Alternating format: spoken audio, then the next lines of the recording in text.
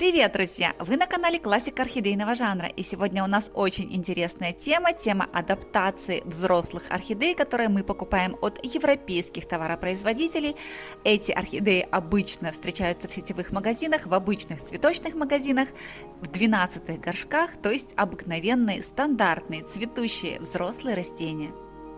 Именно такие орхидеи чаще всего получают женщины в качестве подарка, а потом совершенно не знают, что же с ними делать. И, конечно же, они обращаются к интернету. В интернете их ждет очень разнообразная информация, зачастую кардинально или диаметрально противоположная. Одни рекомендуют сразу пересаживать, другие настоятельно требуют подождать, третьи пугают субстратами-убийцами, четвертые торфстаканами. Бедные новички не знают, что же им сделать и что предпринять. В сентябре 2021 года на этом канале вышло сразу два видео для новичков, которые назывались «Орхидеи. Азбука для новичков» в двух томах, том 1 и том 2. Когда вышло первое видео, я попросила зрителей, которые имеют опыт выращивания орхидей, поделиться своими советами для них самих.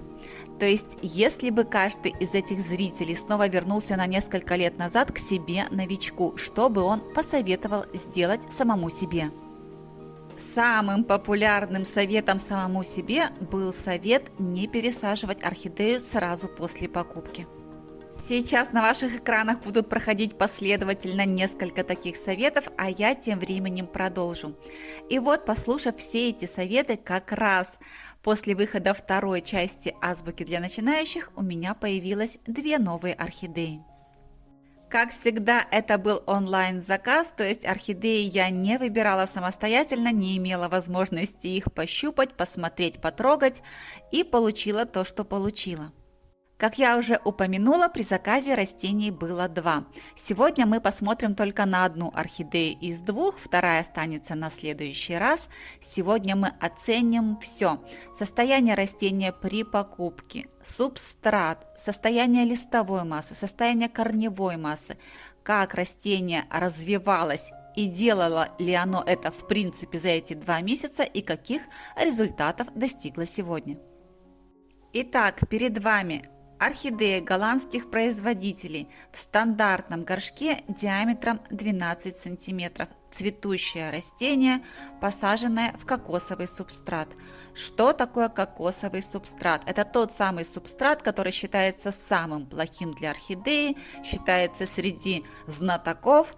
Этот субстрат состоит из всего кокосового волокна, кокосовых чипсов и кокосового торфа. То есть коры хвойных пород деревьев, которые обычно рекомендуют как основной компонент субстрата для орхидей, в этом субстрате нет. Этот субстрат очень влагоемок. Некоторые считают, что он даже более влагоемкий, чем мох. И содержать орхидеи в этом субстрате, как многие считают, нужно уметь. А если вы не умеете, то орхидею следует пересадить. Я оставила орхидею в этом субстрате для того, чтобы показать вам, что субстрат не имеет никакого значения. Главное для орхидеи – условия. Об этом я говорю в каждом своем видео, и в этом видео еще раз вам это докажу. Еще раз смотрим на корневую систему, она очень специфическая. Вы посмотрите, вот эти корни, они почему-то как будто бы обрезаны или как будто бы обрублены. На самом деле, друзья, они скорее всего отгнили. То есть были воздушные корни или внесубстратные корни, которые утратили свой внешний вид, и их в качестве предпродажной подготовки аккуратненько подрезали. Что с листовой массой растения? Листовая масса достаточно хорошо развита. Единственное, что все или практически все листья у этого растения поломаны. То есть на них есть вот такие заломы или попросту сломы, что я всегда вам говорю и на чем всегда акцентирую ваше внимание. Это то, что растения с такими листьями, то есть с повреждениями, с травмами, с любыми дефектами на листьях, водным процедурам подвергать нельзя. Почему? Потому что каждый залом, каждый слом, каждое отверстие в листовых пластинах – это вход для инфекции, входы для загнивания, входы для бактерий, и поэтому водные процедуры для таких растений отменяются. В этом случае я растение все же продушевала. Почему? Да потому что эти заломы уже не сегодняшнего дня, то есть это старые заломы, и они уже зарубцевались, то есть засохли, подсохли и вполне подлежат водным процедурам. Вот посмотрите на эти заломы, их и душевать, и опрыскивать уже можно. Теперь смотрим на корневую систему в субстрате, она присутствует, есть много воздушных карманов, все в норме. А теперь смотрим на состояние цветения, у орхидеи всего 6 цветов, то есть она доцветает, на ответвлениях тоже цветов уже нет. В результате чего орхидея так быстро прекратила цветение, мы не знаем. Еще раз фиксируем размер молодого листика и состояние корневой системы для того, чтобы сравнить их в дальнейшем. То, что вы видите сейчас на своих экранах, это все, что потребовалось мне для адаптации этой орхидеи в моих домашних условиях. Обыкновенная кипяченая вода и обыкновенная спринцовка. Все это мне нужно было для микрополива. Именно с помощью микрополива я адаптировала и приучала орхидею к своим домашним условиям. Что такое микрополив? Это полив микродозами, часто и по чуть-чуть. Каждый день буквально 30-50 мл. То есть вот такую спринцовку для носа каждый день по стенкам горшка, по стенкам посадки этой орхидеи. Этот полив позволяет создать природный эффект для орхидеи, то есть эффект росы, которая выпадает в любых природных и погодных условиях каждый день, утром и вечером, даже в пустыне. Этот полив позволит не переувлажнить тот самый торфяной стакан, который все боятся, который находится под стеблем или стволом орхидеи. Этот метод полива позволит вашей орхидее пить каждый день чистую и свежую воду. Я рекомендую этот метод полива для всех вновь приобретенных орхидей, которые находятся в состоянии ступора или стресса после покупки, для всех больных и ослабленных орхидей, потому что это лучший метод для адаптации всех ослабленных растений или растений в стрессе. Результат адаптации растений с таким методом или способом полива я вам, конечно же, покажу уже через несколько минут, а пока посмотрите еще раз на полив сегодняшнего дня. Это растение сегодня, я поливаю его по-прежнему микрополивом. Ну а теперь давайте посмотрим на растение ровно через 2 месяца после появления его в моем доме, то есть на 24 ноября 2021 года. Напомню, растение приехало ко мне домой 24 сентября, то есть прошло ровно 2 месяца на момент этой съемки. За 2 месяца полностью вырос тот лист, которым был совершенно маленький на момент приобретения. За это время растение полностью отцвело, то есть все прежние 6 цветов, которые на нем были в момент приобретения, уже опали, но пробудились абсолютно все окончания цветоносов и ответвлений. Всего новых цветов будет 11, на одном ответвлении 3, на другом 3 и на основном цветоносе их 5. Итого 11 цветов. Для повторного цветения не так уж и плохо. Почему я расцениваю такой результат как положительный? Дело в том, что в северном полушарии грядет самое темное время года. С 22 сентября день пошел на уменьшение, а это значит, что для орхидей наступают неблагоприятные времена. Если для фаленопсисов не подготовить условия, близкие к природным, то в зимний период в нашем полушарии орхидеи впадают в вынужденный стресс. Я говорю сейчас о монопозиальных орхидеях, о фаленопсисах и о вандах. Если для этих орхидей не организовать досветку, то есть световой день хотя бы 12, а то и 14 часов в сутки, то орхидея впадет в стресс, вынужденный стресс, который обычно для орхидеи заканчивается серьезным понижением иммунитета. Я для своих орхидей в своих домашних условиях организовала такие благоприятные условия, и поэтому мои растения развиваются, то есть растут и цветут круглогодично, без остановки, постоянно. Правильно созданные условия и правильно организованный полив позволили адаптировать это растение буквально за 2 месяца, и мы сейчас оценим состояние корневой системы, состояние листовой массы и начинающееся новое цветение. Итак, друзья, корневая система данного фаленопсиса. Как вы видите на своих экранах, все корни удалось сохранить, то есть ни один корень не погиб. Есть растущие раскукленные корни, то есть тот корень, который в состоянии активного роста. Корневая система, конечно, шикарная, несмотря на тот субстрат, который многие считают субстратом-убийцей. А вот еще, друзья, что я вам покажу. Вторым самым популярным советом был совет самим себе ничего у орхидеи не отрезать. И вот сейчас, друзья, взгляните на свои экраны, я вам покажу. Покажу корень, который загнил, отгнил, часть виламена с него сошла. Вот посмотрите, сейчас я тыкаю в эту гниющую часть виламена. Из нее выходит корневой стержень или осевой цилиндр, та самая основная часть корня, которая и питает орхидею. Через несколько сантиметров голого осевого цилиндра снова начинается корень с виламеном. Посмотрите.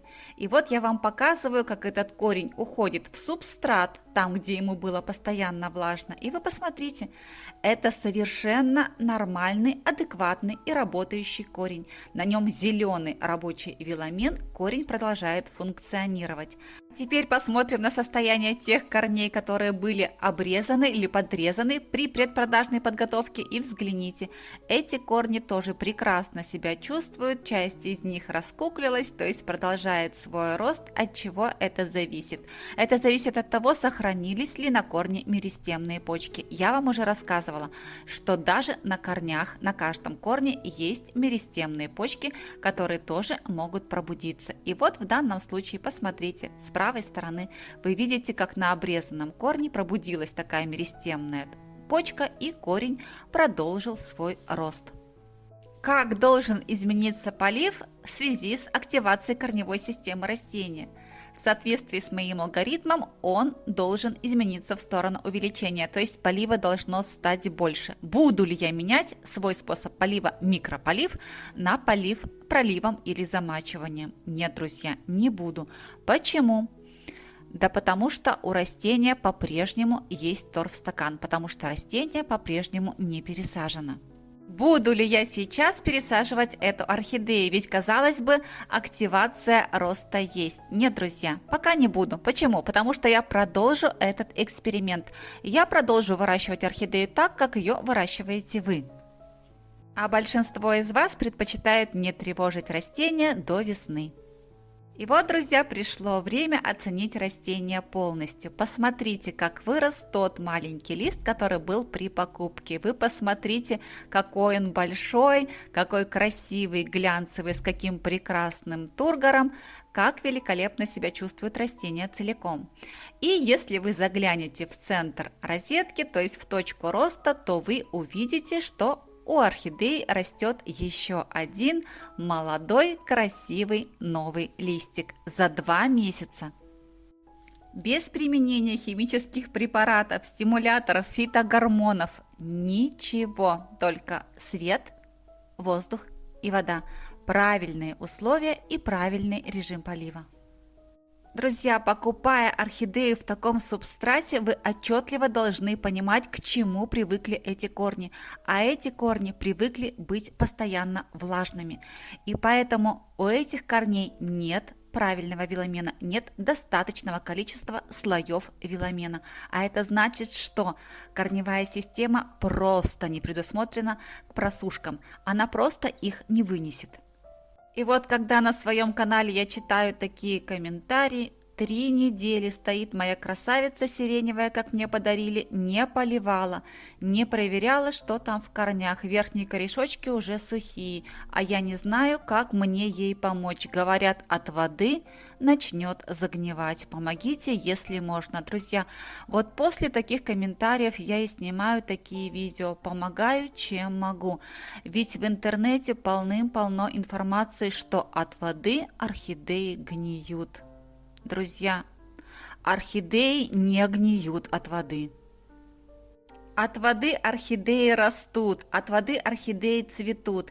И если вдруг вы в первый раз на моем канале, пройдите, пожалуйста, в плейлист «Фаленопсисы. Вопросы по уходу» и посмотрите там хотя бы с десяток видео на разные темы, а в основном на темы орхидеи не боятся воды. Вы увидите и орхидеи под дождем, и орхидеи после душа, и орхидеи после опрыскивания, и орхидею, замоченную на 2 недели в воде, после чего у пня орхидеи появилась детка, и много-много других примеров, которые покажут и докажут вам, что орхидеи не боятся воды. Орхидеи боятся неправильных условий и неправильно организованного полива. Каждый день в течение 2 месяцев эта орхидея получала микродозу воды. Микродоза – это 30 мл, столовая ложка каждый день, утром и вечером, эффект росы. И при правильном освещении, при достаточном уровне естественного света и досветки, плюс при достаточном воздухообмене эта орхидея не только не пострадала никоим образом, она еще отрастила себе прекрасную корневую систему, дорастила первый лист и выпустила в домашних условиях второй. Кроме этого, она продлила все свои цветоносы и ответвления от них и прекрасным образом зацвела. И все это за 2 месяца. Если вдруг у вас всего 1, 2 или 3 орхидеи, и вы не хотите для них создавать определенные условия, покупать специальные светильники, и в то же время вы не хотите, чтобы в ближайшие несколько месяцев ваша орхидея находилась в вынужденном периоде покоя, купите для них обыкновенную настольную лампу. Такую лампу, которую вы сейчас видите на своих экранах. Это совершенно универсальный прибор, который выполняет большое количество функций, начиная от ночного светильника и заканчивая досветкой для орхидей. Он поддерживает несколько цветовых температур и 4000К теплый желтый свет и 6500К белый дневной свет. С помощью этой лампы я выхаживала нескольких подростков азиатских орхидей. Когда я работала за рабочим столом, эти орхидеи находились под лампой и досвечивались ею. Меня в комментариях несколько раз просили показать эту лампу, и вот, друзья, смотрите, абсолютно любое растение, не только орхидея, прекрасно зайдет под эту лампу и сможет быть досвечено. Это, конечно же, касается тех растений, которым требуется в зимний период длинный световой день. Если же вы и дальше будете заниматься орхидеями, планируете это делать, если орхидеи у вас уже больше 5, стоит задуматься о дополнительном освещении для орхидей. Для этого пройдите в плейлист «Фаленопсисы. Вопросы по уходу» и найдите там видео «Подсветка или досветка для орхидей». В этом видео приведены все возможные и необходимые виды светильников для прекрасного существования и адаптации орхидей в ваших домашних условиях. Итак, друзья, сегодня мы рассмотрели с вами 2 месяца жизни у меня дома одной из 2 орхидей, которые приехали в мой дом 24 сентября 2021 года. Это первая, вторую орхидею мы посмотрим завтра. Она в точно таком же кокосовом субстрате, но та орхидея оказалась больной. И мы посмотрим, в чем различие между адаптацией здоровой орхидеи в домашних условиях и больной орхидеи в тех же условиях. Друзья, не могу вас оставить без минутки красоты. Начинает распуск моя 3-я ванда. Ванда рыжего или терракотового цвета, необыкновенно красивая и необыкновенно ароматная. Величина ее цветка более 14 сантиметров. Почему не говорю точную цифру? Дело в том, что цветок, распускаясь, потом увеличивается в диаметре, увеличивается в размере и достигает своего полного размера лишь через неделю, а то и больше. Будет 11 красивых цветов, цветы расположены по кругу, пока не показываю ее в полной красе, потому что в дальнейшем хочу сделать вам сюрприз. Изменится не только диаметр цветка в сторону увеличения, изменится даже цветовая гамма или расцветка этого цветка, она станет более яркой, более темной и более насыщенной, конечно же, более красивой. И вот на этой феерии цвета я буду завершать свой сегодняшний рассказ. Напоминаю, 19 минут вы провели вместе с каналом «Классика орхидейного жанра». И если вам понравилось это видео, если вы захотите вернуться на канал вновь, поставьте, пожалуйста, пальчик вверх под видео, подпишитесь на канал, если раньше вы этого не сделали, жмите на колокольчик, чтобы первыми получать уведомления о выходе новых видео, и оставайтесь со мной. ведь впереди у нас много интересного.